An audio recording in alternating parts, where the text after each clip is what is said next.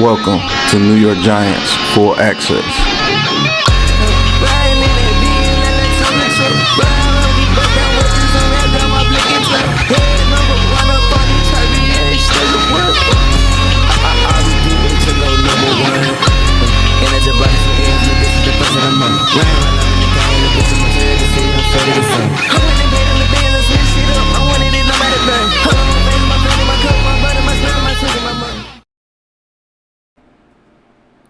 What's going on YouTube, Instagram, Twitter, all platforms? Welcome to another episode of New York Giants Full Access with your boy Big Pat Sports Talk.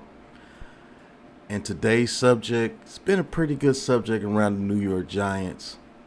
Should the Giants move forward with Daniel Jones, and should they get him a number one receiver? And I saw this segment, Max Kellerman, Keyshawn Johnson, and Mr. Williams. They say, should the Giants find out if DJ can win them a Super Bowl? The way he's been performing this year, he's definitely proven that the Giants should consider bringing him back next year. The story hasn't been fully told so far this year, but so far so good at 6-1. And I truly believe DJ can be a transcendent quarterback in this league if you get him a number one receiver. And it's not too hard to think that we may be able to make a Super Bowl push if we do get him a number one receiver. But coming from me, you know, a lot of people, oh, you just talking, you're just a Giants homer, all that. But it seems that people love to hear what the media has to say, and they take what they have to say to heart a lot of times. So that's why I do these shows on New York Giants Full Access. It's like a reaction. I'm going to let Max Kellerman, Keyshawn Johnson, and Williams talk, and you know I'm going to chime in. So let's get into this Full Access. At the end of the day, even rushing-wise, I mean, it comes down to Saquon Barkley and Daniel Jones. They are manufacturing all the offense for this team. You won't know. You know what? I have to agree with that. On the offense, Daniel Jones and Saquon Barkley are manufacturing a lot of the offense for this team with their legs. Daniel Jones has been running very well, has about 350 yards rushing with about 3 touchdowns. You know, Saquon Barkley's over 700, getting closer to over 800 all-purpose yards, and he has a few touchdowns himself. So we're going to have to find a way to manufacture some offense with the receivers. And that's just being honest. We're going to have to manufacture some offense with these receivers. They're going to have to catch the ball, and they're going to have to get some separation to let Daniel Jones get that ball to him. And he's shown that he can throw some lasers in there if you get a little bit of separation. But I have to agree with Mr. Williams on that. Daniel Jones and Saquon Barkley has put this offense on their backs, and they've been the driving force for our 6-1 record so far this year. That is very true. But though I probably would play my hand and make them franchise tag me. That's what I would do if I was Daniel Jones. Because I believe I can get 25 in the free agent market. But give him 3. Yeah, he'll get 25 to 30 easily in the free agent market. Daniel Jones, I believe, would accept a contract probably around 3 years, between 90 and 105 million. I believe he would accept that if they decide to extend him instead of just franchising him. I think Daniel Jones would accept that from the New York Giants.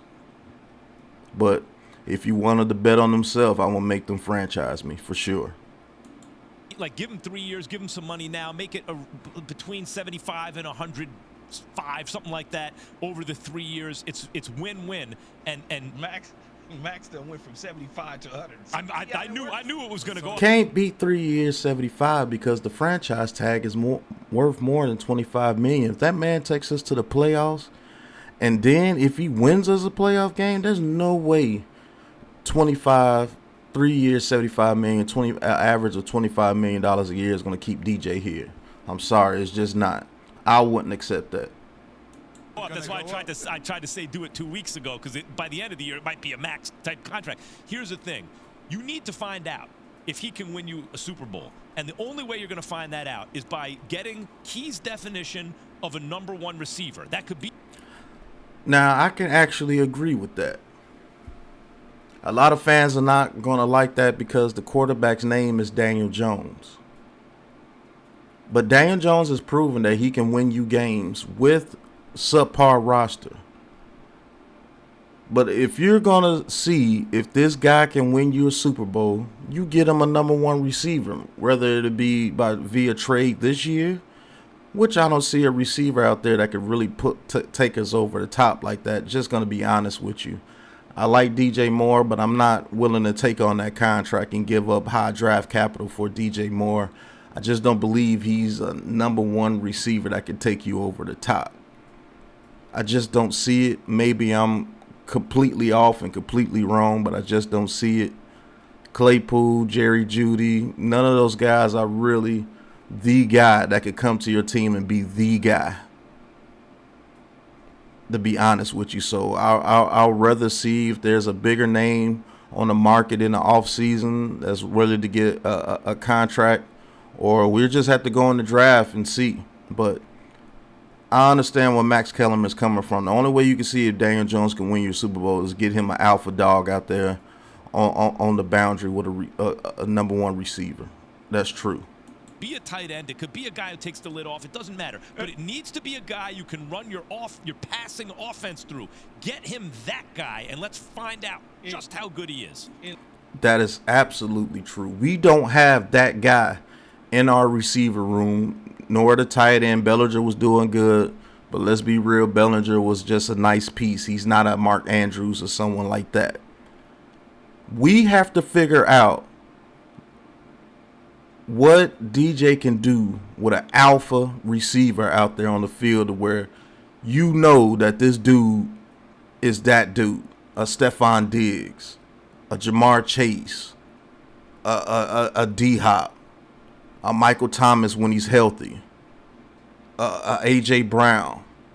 Someone out there that is an alpha receiver that is going to make you change your coverage to where you have to have eyes on him at all times, because that opens up the whole offense.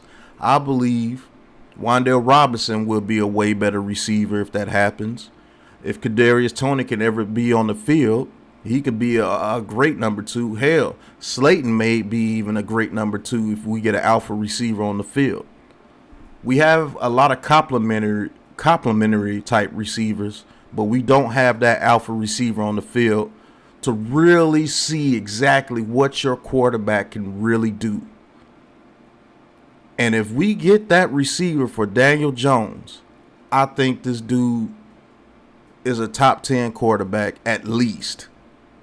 The way he's playing right now, the decision making he's playing right now, the way that he gets out the pocket and make plays with his feet, that makes a world of difference, because now if you have to worry about Saquon Barkley, now if you have to worry about Daniel Jones getting out the backfield, and now you got to worry about this monster of a receiver out there that if you slip up at any point in given time and Daniel Jones sees him, he's going to catch that ball and bring in first downs, bring in touchdowns, bring in clutch plays.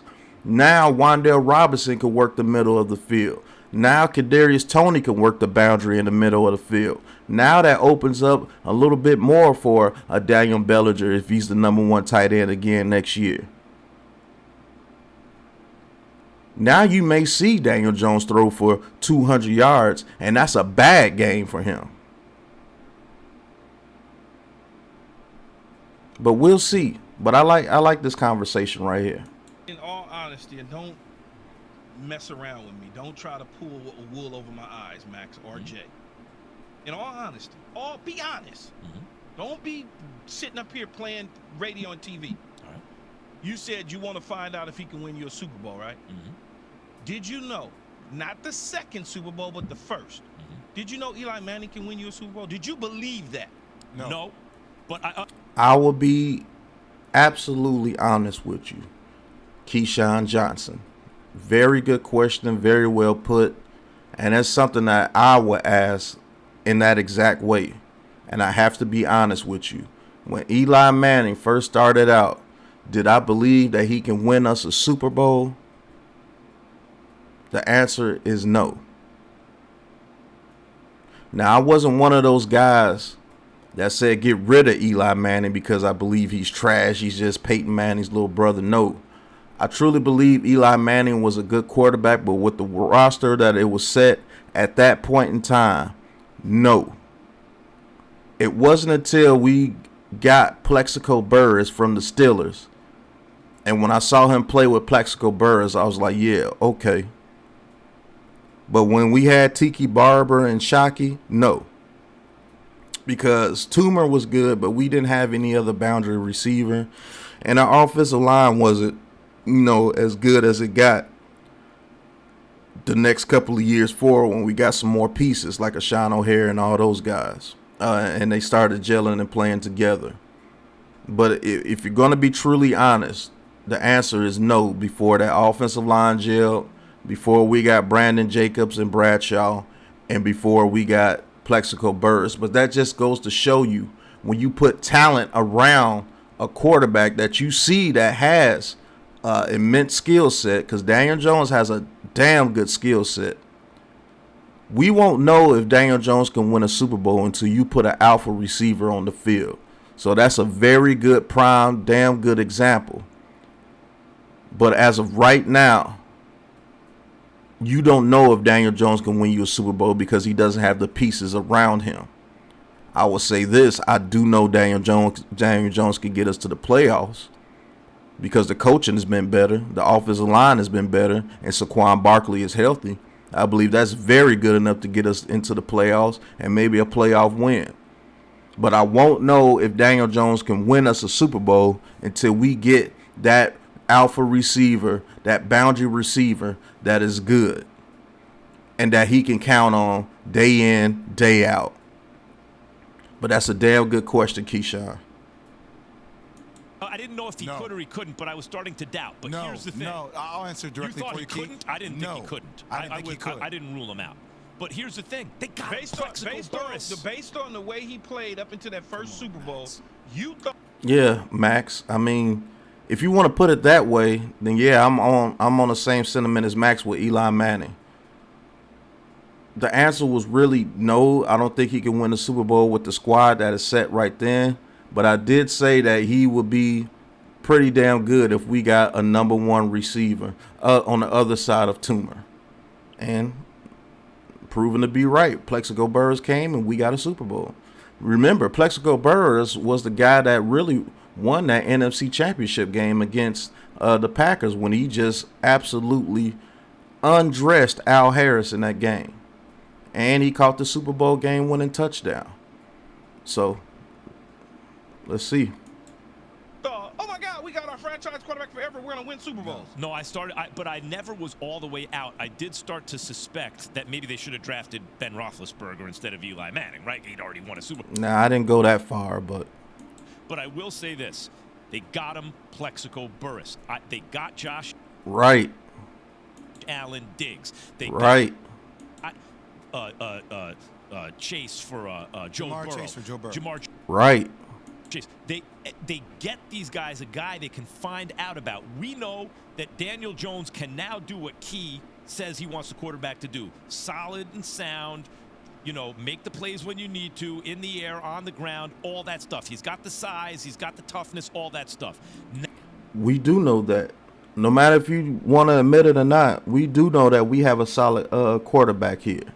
We have a very solid quarterback here that we know that we can trust to go out there on that field and make sound decisions and make plays when we need him to make plays. He's done it all season, 5 comeback victories in 7 games. So really just sit back, really take all the stuff that you heard about Daniel Jones in the media, take out all the negative things, and really look at the man on the field when he plays the games. That's why I do my all 22 film sessions every Tuesday. Really look at the player. And if you're sitting here saying that if we put an alpha receiver out there that people have to respect, you telling me that Daniel Jones can't elevate his play even more? You're fooling yourself. You're fooling yourself. We put a receiver out there that's almost a guaranteed stat yard, 1,000 yards, maybe 6 to 7 touchdowns a year, maybe 80 catches a year. And you mean to tell me if we put a receiver like that on the field with the system that we run, with Saquon Barkley in the backfield, with Daniel Jones playing the way that he's playing, Wan'Dale Robinson in the slot, maybe Kadarius Toney comes back, you mean to tell me that our offense wouldn't be that much more deadly? Hell, we get a number 1 receiver, let's go draft another receiver in the first round again. If there's no cornerback or center available at that spot, if the receiver is the best player on the board, get that receiver. And let's put that number 1 receiver on the field with that talented rookie number 1 pick. Maybe we do let go of Kadarius Toney. I don't know. But I know one thing. You put a solid receiver on the field with an alpha number 1 receiver on the field, a damn good slot receiver in Robinson, because he's going to become a very good slot receiver, and Saquon Barkley in the backfield, that's a quarterback's dream. And you mean to tell me the way Daniel Jones is playing right now, he can't elevate his play if he had that on the field with him? You're fooling yourself. Stop the cap. Stop the BS. Stop whatever the saying is that you say. Just stop it. And really look at the play on the field and look at the way this team is being structured. Just look at it. Now we need to know, what's the ceiling? Floor looks good, as Mike T would say. So what's the ceiling? And you won't find out until you get him a guy. So if you let's say they get bounced in the wild card game this year, and that's fine. So if they went out and they acquired a 6'3", 205, 210 pound, sub 4'4" receiver, they got nice hands, can do a lot of different stuff, then you believe that he can win a Super Bowl? I think they Give me a couple of games with a guy like that on the field with Daniel Jones, and I'll be able to tell you. Give me a game or two. Let me see the chemistry that he has with that receiver. Let me see if he can get that receiver the ball in open spaces, because he knows how to sit in the zone and he knows how to run routes. Let me see it. Just let me see it. Pause.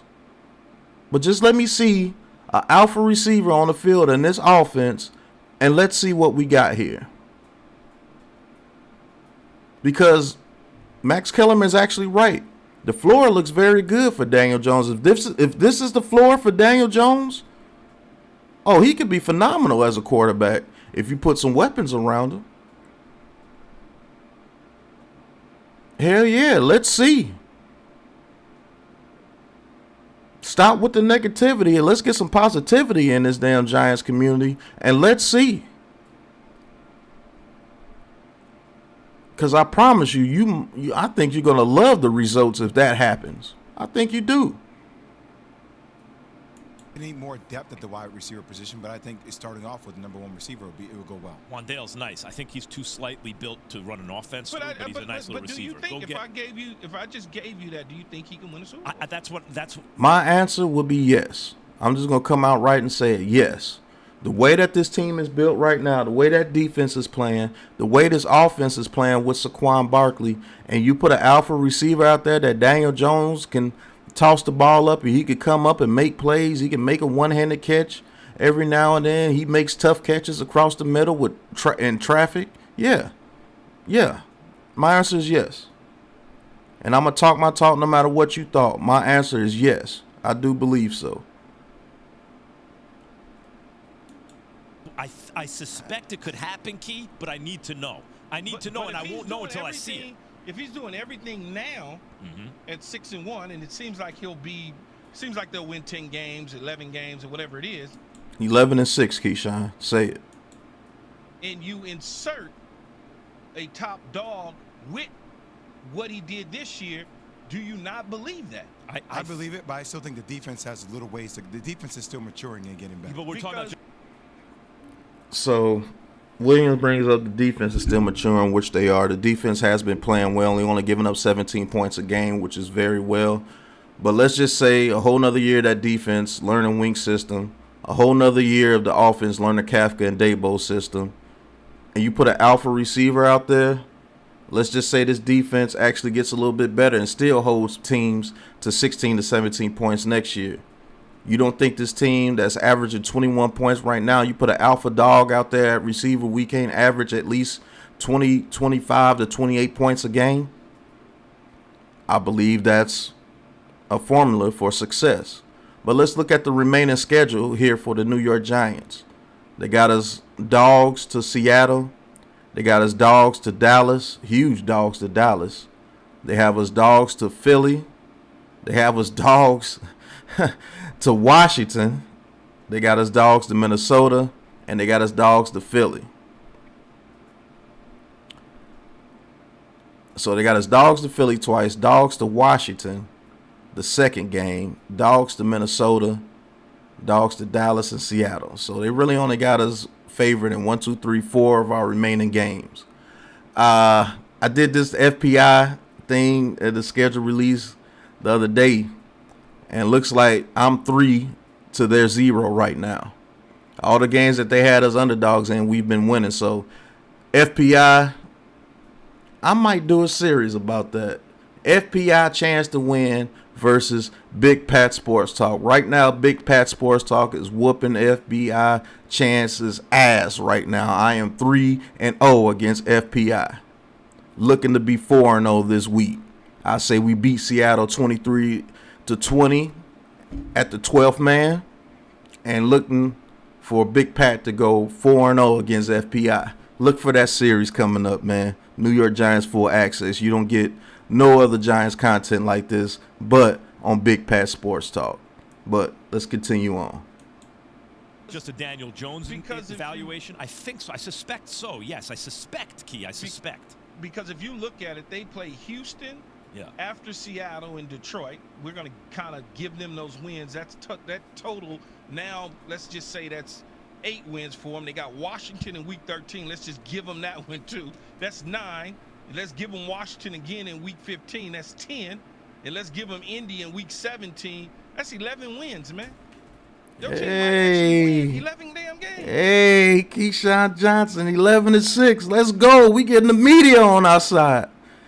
11-6. Just go ahead and say it, Keyshawn. Say 11-6 New York Giants. Shout out to Big Blue Loop.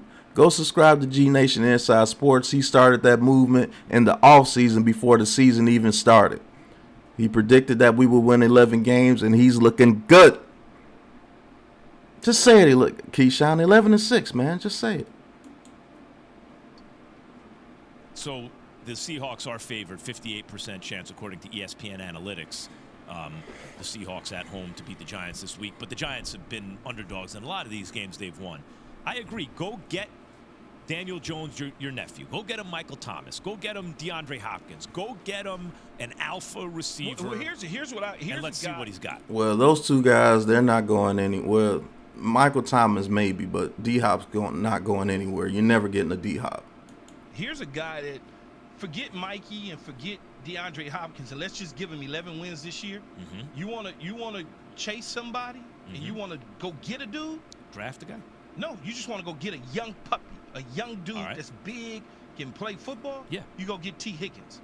And you make T. Higgins. Yeah, it's a good one. You make T. Higgins one of the top 5 paid wide receivers in the National Football League, and go get T. Higgins from the Cincinnati Bengals. That's one of the best things I've heard in the media in a long time. That's something I didn't even think about, Keyshawn. Really think about it. T. Higgins. I want all you guys to go look at T. Higgins' film. If you got all 22, go look at his film. But if you just can look at highlights here on YouTube, go look at T. Higgins' 2020 year and his 2021 year. That dude is a #1 receiver. That dude is a #1 receiver. That's a guy that I would actually absolutely trust to bring here to be a #1 receiver. He's 6'4", very good speed, very good route runner, very good at attacking the ball in the air, very good at catching in traffic. And just his attitude alone, his aura about him alone, makes me feel that he could be a #1 receiver, especially in this offense. We love the way Colin Johnson played in this offense in the preseason. T. Higgins is going to do that in the regular season, plus more. I actually agree with Keyshawn Johnson. The reason why, you can't pay Jamar Chase, you can't pay Tyler Boyd, you can't pay T. Higgins, you can't pay Mixon, you can't pay Burrow. All those guys are going to want money. All 5 of them. Let's say we go to the Bengals and say, hey, we'll give you a second-round pick for T. Higgins. I think they bite. And I'm telling you, I'm giving up a second-round pick for T. Higgins for sure. I'm giving up a second-round pick for T. Higgins for damn sure. T. Higgins in this offense would be absolutely dynamite. Look at his film from 2020 to 2021. I promise you, you should come up with one of the same conclusion that I'm coming up with. If you don't, let me know in the chat. Let me know in the comments. But T. Higgins in this offense would be absolutely what this team would need in an alpha receiver. And let's just say Wan'Dale Robinson stays healthy. Let's say Kadarius Toney comes back this year and proves that we can move forward with Kadarius Toney. Higgins, Kadarius Toney, and Wan'Dale Robinson and Bellinger. Unfortunately, Bellinger got that eye injury, but if Bellinger still progresses like I think that he progresses, with Saquon Barkley in the backfield, with Evan Neal getting another year of experience, with a year under his belt with experience,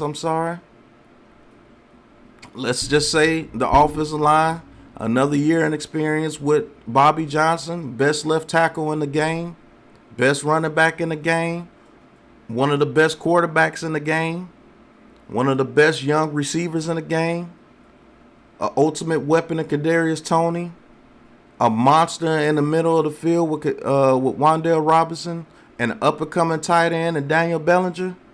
I like those odds. That's when we'll see exactly what Daniel Jones really can do in the league. Right now, we're seeing that, hey, he's a tough quarterback. He can win you games, and he's not going to make bad decisions to lose you games. I think he ascends with a roster like that built around him. Shout out to Keyshawn for that. I normally don't like the media. I normally bash the media, but I do give props when props are due. And that was something I never thought of with the Bengals. Because when you really think about it, all those guys are going to have to be paid. And the odd man out is going to be T. Higgins, because he's going to command almost just as much money as Jamar Chase would command, because he's that good in that offense. I promise you he is. T. Higgins, I'm digging that. I'm digging that, brother. T. Higgins is a good one. He's in his prime, and not on that he's team. He's not in his prime. He's only 4 years in the league. Yeah, but that man is only like 24 or 25 years old. Hell yeah. He's entering his prime now physically. He's after about 4 years. into his prime. Yeah. So that's what I mean. You're not getting a guy on the back half. You're getting him on the front half. And right now he's a number 2 receiver on the team, but he's easily a number 1 on another team. And that's why easily a number 1 on another team. Damn good suggestion, Keyshawn. You go and you pay him top 5 wide receiver money. I like that idea. You got to. You're going to have to pay him top 5 receiver money to get him away from the Bengals. And I'll be honest with you. If we're giving Kenny Galladay $18 million a year, I don't see why you don't give T. Higgins $24 to $25 million a year. He's exactly the size that you want, and he's Kenny Galladay size with more speed, more route running, better catching, better separation, goes up the ball and high points the ball better than Kenny Galladay can right now. Maybe his hip is hurt, whatever. You take that money from Kenny Galladay, add 5 to 7 million, 5 to 6 million more than Kenny Galladay, you get your alpha receiver. I'm down with that. I'm down with that. You know, I wouldn't hesitate. I'd go grab him because, in my opinion, he's probably the top receiver that will be a free agent on the market, because they will not be able to pay Joe Burrow, Jamar Chase, and they're not going to tie up that type of money in Higgins and Jamar Chase over the next 5 years. They just nobody's going to do that. Right. You're not going to pay 2 receivers $28 to 27 to 28 million dollars a year, and Jamar Chase is probably going to command 31 to 32. Because if who just got 30? If Tyreek Hill got almost 30, I think he's a better receiver than Tyreek Hill, and I think he's going to get 31 to 32. Both of those dudes are going to be $30 million receivers. If Tom Brady retires, could they snag Mike Evans? But that's what he's saying. Don't want that back end stuff. Exactly. You don't want the back end receiver. Mike Evans, although he's a Hall of Famer, you don't want Mike Evans on the back end of his career coming in trying to save this franchise. You get a Mike Evans if you already have an alpha receiver that's a rookie and he's turning into a monster, and you just say, hey, we need to go over the top, bring in Mike Evans to help out, and Mike Evans could do what he do, get us a little yards here and there, get us a catch here and there, and let the young alpha do his thing. But I do appreciate this segment right here. This is something that I've been thinking about, something that I've been talking about, and they hit that subject right on the head, man. They hit that subject right on the head. If you want to see if Daniel Jones can win you a Super Bowl, if, say, after this year, he's earned the right for him to come back, you got to see if he can win you a Super Bowl now. Go get him an alpha receiver. Put an alpha receiver out there on the field with Daniel Jones and Saquon Barkley, and let's see how the chips may fall. Damn good segment right there. Appreciate that segment right there. And appreciate you guys for watching. This has been New York Giants Full Access with your boy Big Pat Sports Talk. Hit that like and subscribe button. Hit that big blue join button if you want to talk your talk with Big Pat Sports Talk, no matter what people thought, because I do it. And join the Big Blue crew. We're 16 members strong. Let's see if we can get to 30 by the end of the month. But thank you guys for watching. And until the next New York Giants Full Access, you know what it is, man. Peace. This is a Big Blue Crew production.